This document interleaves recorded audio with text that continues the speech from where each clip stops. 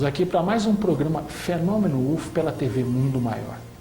Hoje iniciaremos uma série de programas de entrevistas que abordam o 6º Fórum Mundial de Ufologia que ocorreu na cidade de Curitiba, no Paraná.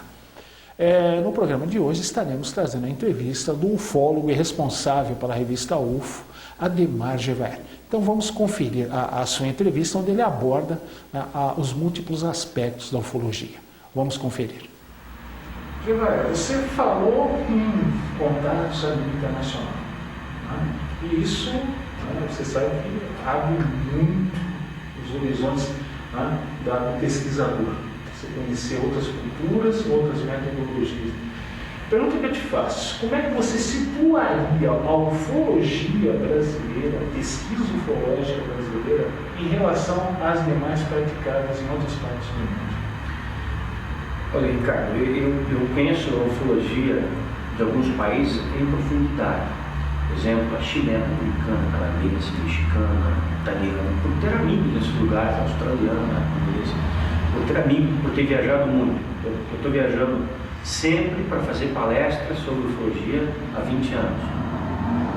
130 e tantas viagens internacionais, nas quais eu conheci gente de todos os tipos e pude conviver com os ufólogos. Então, há momentos, por exemplo, que eu vou na casa dos ufólogos, eu convivo com as suas famílias, eu sei como eles agem, como eles pesquisam, como eles fazem também comigo. Quando eles vêm ao Brasil, eles ficam na minha casa. Se vêm agora em Curitiba, eu estou morando, ou se iam a Campo Grande, ficam na minha casa.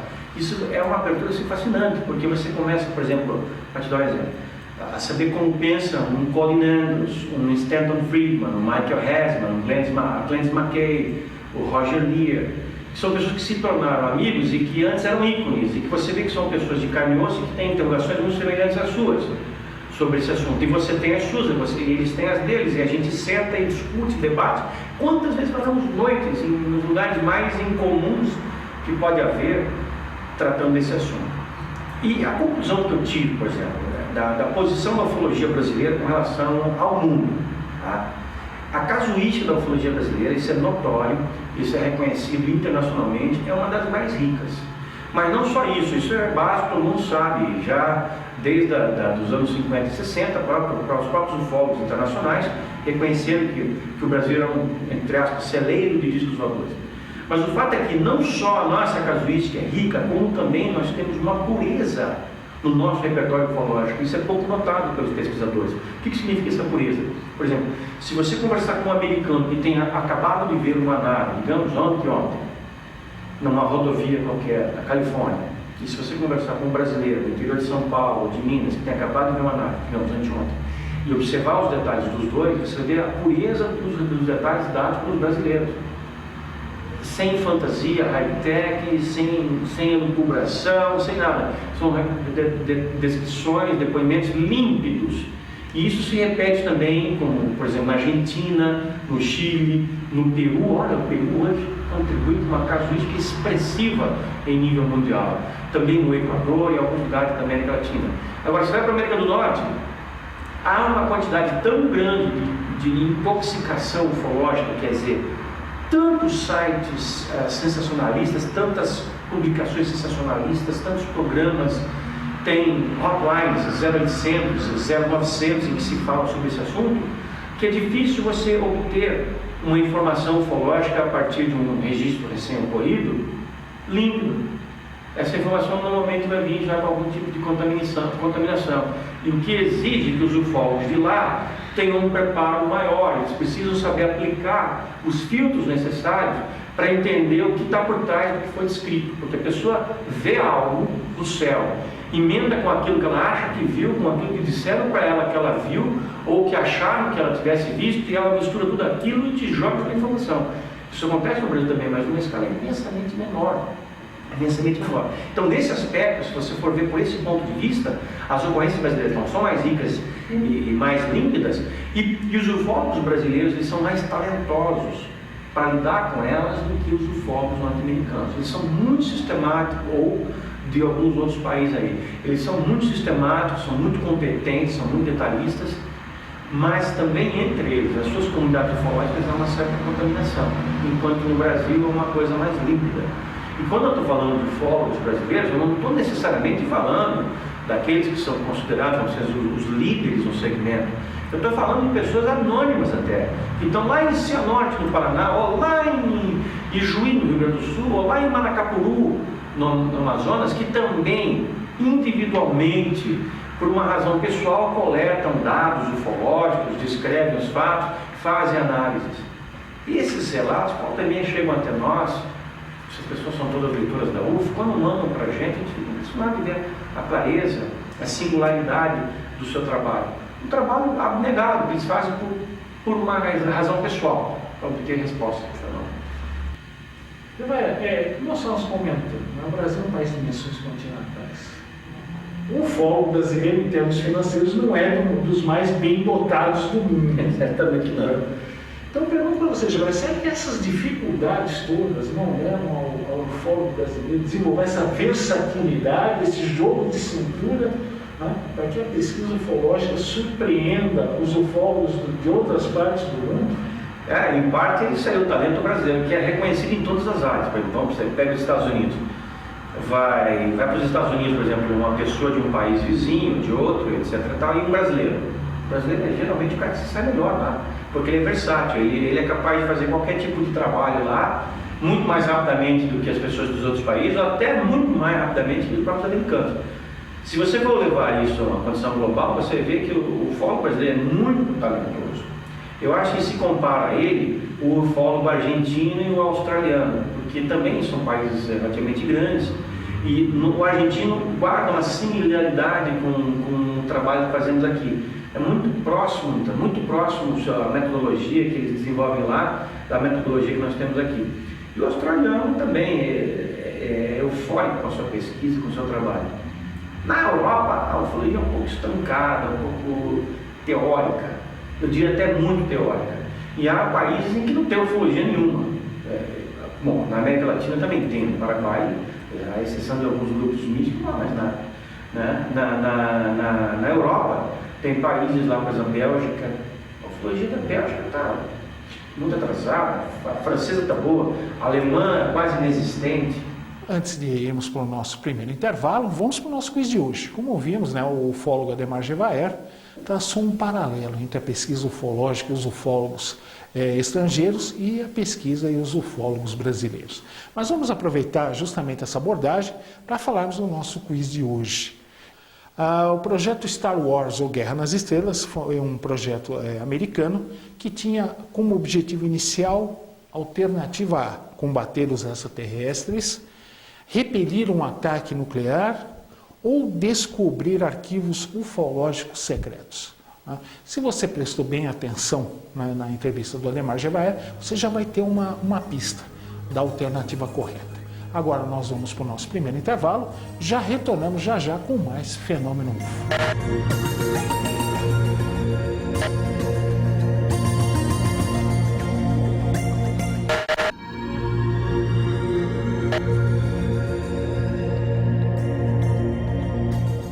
Estamos aqui, vamos para a segunda parte da entrevista do ufólogo Ademar Gevaert, ocorrida no 6º Fórum Mundial de Ufologia. Nesse trecho ele vai abordar a pesquisa ufológica na extinta União Soviética. Espero que vocês gostem. Deixa eu te perguntar uma coisa. Até bem pouco tempo atrás o mundo era dividido. Nós tínhamos uma dita cortina de ferro, dividindo os países alinhados com os Estados Unidos e os países alinhados com a Rússia. Sempre foi um grande mistério que ocorria a níveis ufológicos desse lado do planeta. Como é que tem havido algum progresso na divulgação de casos dos antigos países da Europa dita oriental, Europa comunista? Como é que isso está ocorrendo? Você tem notado, por exemplo, a necessidade de troca de informações, de experiências para com as pessoas, porque elas viviam num regime totalmente fechado. Tá? O que tem vindo daquela parte do mundo? Bem, aqui eu acabei de publicar agora o livro UFOs na Rússia, que é a primeira obra sobre discipladores naquele país, publicada no país, no Brasil.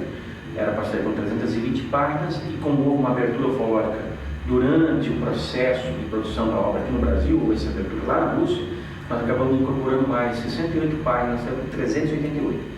E durante o processo de produção desse livro, que é dos autores Philip Mantle, em inglês, e o Paul Stonehill, que mora na Califórnia, mas ele é de Kiev, na Ucrânia, eu tive muito contato com a ufologia russa e pude ver o seguinte, que ela hoje está se reerguendo.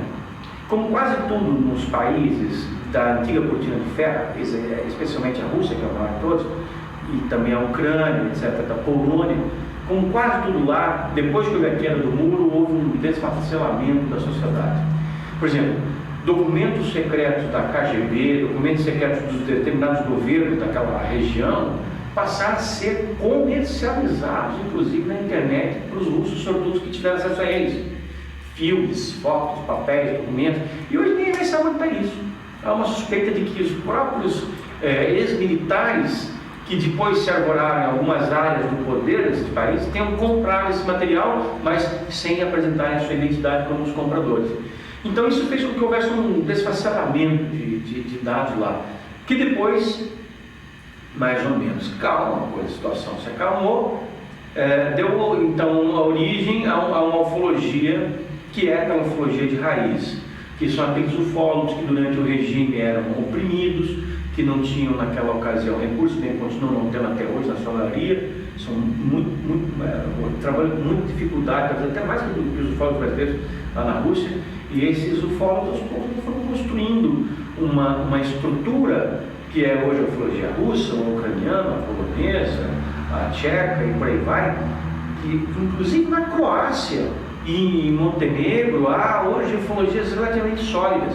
Nós temos contato com ufólogos de algumas partes desse país, como o Rubatsov em Kiev, que luta com dificuldade, mas a cada relato interessante que ele tem acesso, ele não está falando dizendo certo, ele está falando de um militar, um ex-piloto de MiG, um cara na posição-chave, que hoje geralmente esses caras estão em algum trabalho bem subalterno, bem humilde lá. Essas pessoas vêm a público e falam: olha, durante a época de ouro que eu fui piloto de caça MiG, eu pude ver uma bola de luz cortando a minha frente, ou um cilindro assim assado, e eu recebi ordens, eu detectei aquilo por radar, e as ordens eram de que eu fosse atrás e tentasse perseguir, abater, não sei o quê.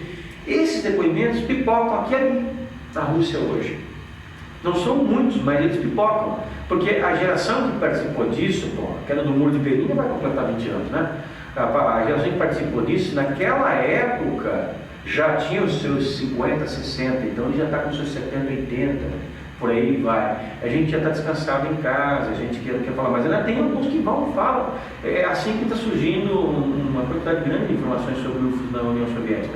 E há uma grande quantidade também de grupos lá, trabalhando proficuamente no levantamento de casos. Por exemplo, na obra UFOs na Rússia, a gente vê circunstâncias da ufologia russa.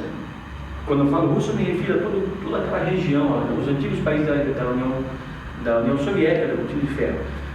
Circunstâncias que, se transportadas para a Amazônia, não tem que tirar, não tem que pôr. Fatos ocorridos na Rússia, por exemplo, ali nos arredores, na Sibéria, Krasnoyarsk, que aconteceram exatamente iguais aqui em Minas, ou no Pantanal, no Rio Grande do Sul, na Argentina. Hoje a gente sabe que esses fatos também aconteceram lá, mas há mais. Por exemplo, a Rússia, durante o período da Guerra Fria, logo depois da Segunda Guerra Mundial, desenvolveu um poderio atômico fantástico. Há inúmeras usinas nucleares espalhadas pelo país, muitas abandonadas, muitas simplesmente largadas, né? Algumas que foram operadas irresponsavelmente pelo regime, antes do regime e depois pelo regime seguinte, depois da ditadura russa.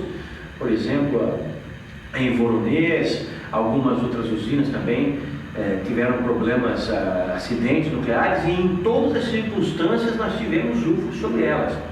E há também um arsenal atômico considerável na Rússia, de mísseis admitidos, parece que são coisas de 5.800 a 6.000 mísseis, 6.000 ogivas nucleares, mas estima-se que seja pelo menos 50 mais que isso, não admitidos, por conta das restrições impostas pelo Pacto de Não Proliferação de Armas Nucleares, que faz com que se soneguem as informações. Então, nós sabemos também que UFOs eles vigiam atentamente os nossos arsenais nucleares. E onde há mais deles? Onde há mais arsenais nucleares? Onde eles estão mais expostos? Onde eles são tratados de maneira mais irresponsável? Nos países da antiga União Soviética. Então a casuística ufológica em cima de bases aéreas, em cima de regiões de exploração de plutônio, em cima de usinas nucleares, em cima de bases de lançamento de míssil, é coisa medonha, é coisa seríssima. Há, por exemplo, lá situações de neutralização de ogivas nucleares, mas isso também é nos Estados Unidos, tá? Prestes a serem lançadas para algum teste, tá? Então lá em Krasnoyarsk, uma ogiva nuclear equipada num míssil vai ser mandado para a estratosfera para ser detonada, para que se analisem os efeitos da radiação, alguma coisa assim, a intensidade da explosão. UFOs aparecem durante o teste, impedindo o teste acontecer, ou depois que o teste acontece, o míssil subindo, as naves vêm, o míssil é inutilizado em pleno voo, cai ao chão, e ainda os mísseis passam por cima dos destacamentos que foram montados ali para acompanhar esses experimentos, por cima, para serem registrados pela Câmara, como quem diz assim, tá vendo? Vai brincar com esse tipo de brinquedo para vocês verem o que acontece.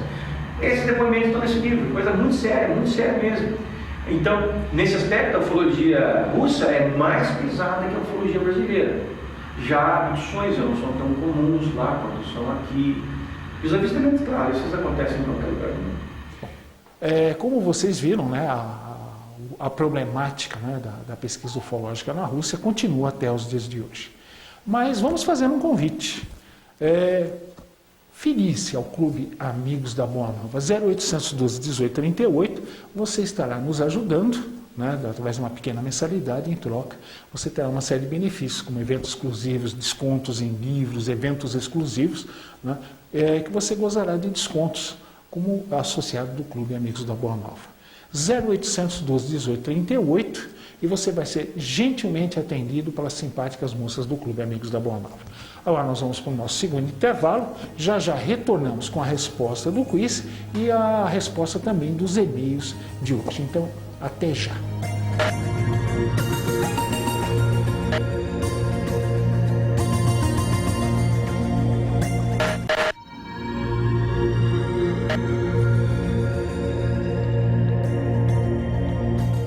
Estamos aqui para o terceiro e último bloco do Fenômeno UFO de hoje. Espero que vocês tenham gostado da entrevista com o ufólogo Ademar Gevaer.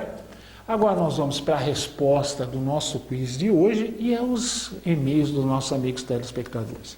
E a pergunta do quiz de hoje era justamente: Star Wars, ou Guerra nas Estrelas, foi um projeto americano com o objetivo inicial de... Alternativa A, combater os extraterrestres. B, repelir um ataque nuclear. C, descobrir arquivos ufológicos secretos. A resposta, né, é a alternativa B, repelir ataques nucleares. Esse projeto, que foi iniciado no governo Reagan, Ronald Reagan, né, o falecido presidente Ronald Reagan, tinha por objetivo monitorar, né, o espaço, né, próximo à Terra, as camadas múltiplas da nossa atmosfera, visando justamente prevenir um ataque nuclear surpresa de alguma outra potência. Mas dizem, a boca pequena, né, que o projeto Guerra nas Estrelas também teria sido criado para monitorar a atividade extraterrestre, não só fora da nossa atmosfera ou próxima a ela, como também próximo ao solo, né? Mas isto extraoficialmente. Então, portanto, repelir o ataque nuclear, alternativa B. Bom, vamos aos e-mails dos nossos amigos telespectadores aqui de hoje, aqui para o programa Fenômeno UFO. E o primeiro aqui é da minha amiga telespectadora Elisângela Rodrigues Martins. É pena que ela não dá a sua cidade. Nós pedimos aos nossos amigos telespectadores, se possível, sempre dê a sua cidade, né, para que a gente possa mencionar aqui no programa, né, o local onde você mora. Bom, e a pergunta aqui da Elisângela, primeiro ela faz um comentário aqui, que ela assiste a todos os programas. Eu quero agradecer em nome de todos aqui da TV Mundo Maior. E a questão da Elisângela é a seguinte: assim como os médiuns são considerados pessoas que têm dons especiais, as pessoas que têm contato com extraterrestres ou são abduzidas podem ser consideradas especiais? Têm algum tipo de dom? Então, eu já vou começar respondendo aqui, já pelo início da sua colocação. Os médiuns, Elisângela, não são pessoas especiais, nem têm um dom especial, né? Todos nós somos médiuns. Todos nós temos sensibilidade, né? Varia, né, de pessoa para pessoa. Algumas têm a mediunidade mais ostensiva, né, que nem o Chico Xavier, por exemplo, Tá? Os tipos de mediunidade variam, né? O Chico é psicógrafo, existem médios que são clareaudientes, eles escutam o que os espíritos falam, existem os videntes, né? Então, Elisângela, a mediunidade não é algo especial, né? Deus não seria justo, né, nem soberanamente bom se privilegiasse alguns, né, em detrimento de outros. Então, Elisângela, a mediunidade é uma característica normal a todo ser humano. Curiosamente, até os animais a têm. Tá? Se você não sabia disso, né, é um detalhe muito interessante. Os animais também são dotados de mediunidade. Muitas vezes eles veem coisas ou pressentem coisas que nós, por exemplo, no meu caso, que não sou um médium assim ostensivo, não consigo perceber. As 2 cachorrinhas lá em casa têm essa capacidade que eu mesmo não tenho. E isso também se aplica, né, às pessoas que têm contato com extraterrestres ou que são abduzidas. Por exemplo, George Adamski, um contatado norte-americano, né, ele chegou a ser levado para o espaço a bordo de uma nave-mãe, que são aquelas naves grandes que levam naves menores, como os nossos porta-aviões, por exemplo, e ele era fumante.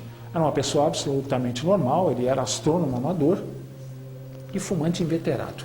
Inclusive, ele chegou a acender um cigarro dentro da nave, né, ele perguntou se eles se incomodariam, eles disseram que em momento algum, né, a nave deveria ter um sistema de condicionamento interno e o ar que deveria eliminar não só a fumaça, mas todas as substâncias tóxicas do cigarro.